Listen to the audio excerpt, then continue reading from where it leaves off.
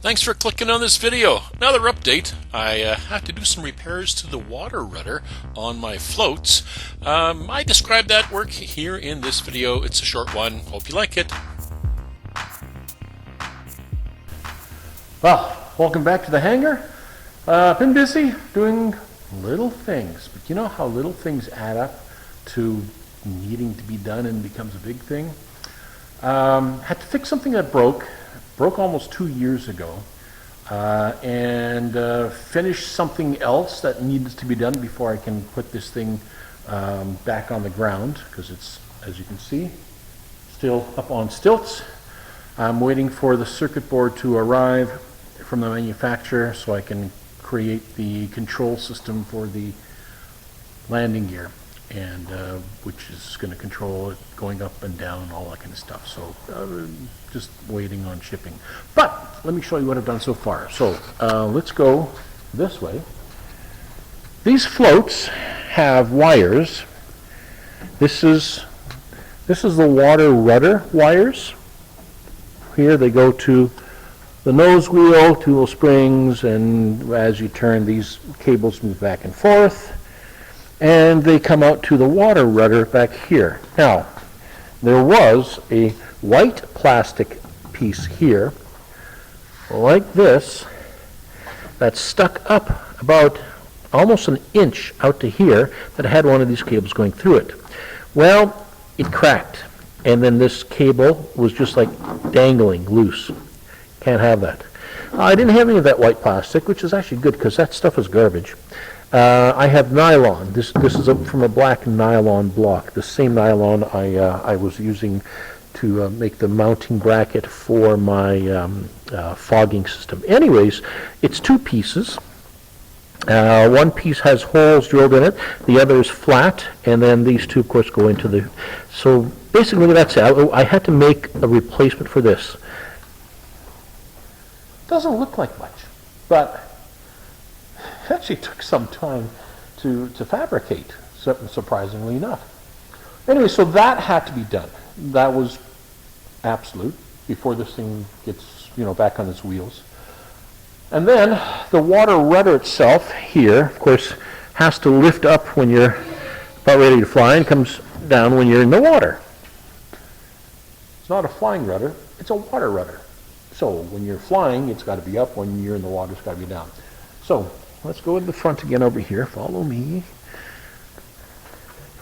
The water rudder cable, this black cable, originally came along here, through here, and then see, this is also broken. And then up in the front, and you would pull on a little ring and that kind of stuff, and which is fine. It's still manual. I didn't make it automatic with a motor or anything like that. No. But now it's routed in the same way as this cable here is routed, underneath this fairing and into the fuselage, down below to the front. So what I had to do, I had to fabricate a couple of things. Follow along. First thing I had to do is I had to fabricate another little block, notice the same black nylon, to hold the sheath for the cable, and then terminate the end of the cable here with a loop. Notice it's already tied in. Here's another cable that has a loop, it's bolted together, and then goes through that pulley. I had to fabricate the aluminum. You just get the pulley itself, and you have to fabricate the aluminum and all that kind of stuff, and I had to drill it onto this longeron, but since the longeron is at an angle inward, you might notice, if you've got good resolution on your TV or computer or what have you, that there's like 3 washers on this side and no washers on the other. That's because to compensate for the longeron coming in, it had to be straightened out so that cable, and then of course, let's go back here. The cable goes through that pulley, through this little block that has a hole in it, and there we go. When this gets pulled back, like that, the water rudder is up. So all I need to do now is I need to fasten a handle onto this. So I've got to, terminate this, put a handle on it, so that when I pull back on it, I can hook it to something, anything here that I'll put in, and that'll hold the water rudder up. Tradition holds for these types of boats from the old bush pilot, oops, sorry, bad camera work. Tradition holds that what they used to have at the handle on the water rudder was a bottle opener. Because when the water rudder was down, so you would disconnect it and slide it down, they usually left enough cable on that end to put a bottle opener, to open up a bottle of refreshment. Now these are bush pilots, so you might want to guess what kind of refreshment. Canadian bush pilots, nonetheless. Yeah, the refreshment is, I'm sure you can figure it out. So I'm looking for the similar little handle, and I know I've got some at home. It was a very common thing back in years ago, before we had pull tabs and twist off caps, that kind of stuff. And I'm pretty sure you can still find it. I don't want to buy one. I want a metal one, and just a bottle opener to hang on the end of that wire, so that you know, for traditional purposes, of course. Never to open up any kind of beverage that is of any deleterious effects up here. No, never. That'd never happen. So that's what I've done today here in the hangar. A couple more hours. Let me see, how many hours have I been here? Ooh, 5 hours. 5 hours, it doesn't seem like a lot, but it just takes time. You got to measure, cut, sand, and measure and cut, and it's just on and on and on. I mean, it's not something pre-made. This is not a paint by numbers project.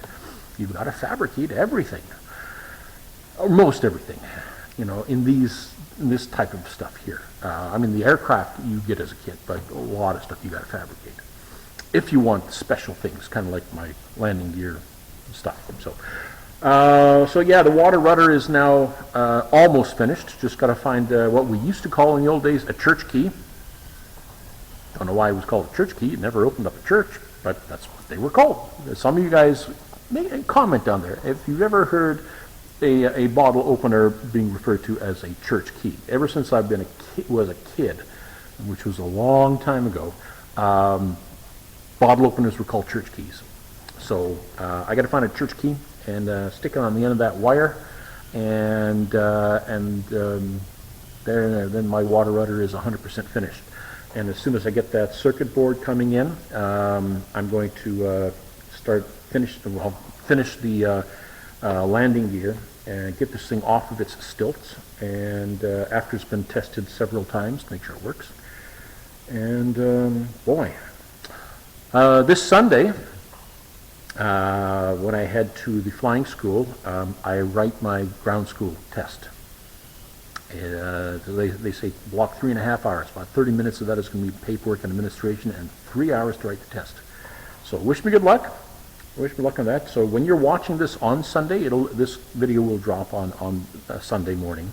By noon that day, I will be sitting at a desk with a big exam in front of me for my private pilot's license. Now, of course, when I do my check ride, it's for the recreational pilot permit first, just so I can fly this thing. But I'm going to be carrying on with the lessons on the full private pilot's license. So I'm writing the full private pilot's license test, and which qualifies me to get a recreational pilot permit and the full pilot's license. So that's why I'm writing the big test, is because once, anyways, you figure it out. That's it. That's it for right now. Short update, all in one take. No cuts, no edits, no cartoon bits here and there. Well, maybe one. Ready for takeoff!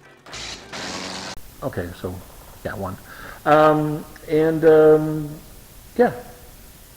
Thanks for watching. Really appreciate everybody who follows along. Thank you very much for those people who are subscribing and giving me a like and leaving a comment. Greatly appreciated. Thank you very much.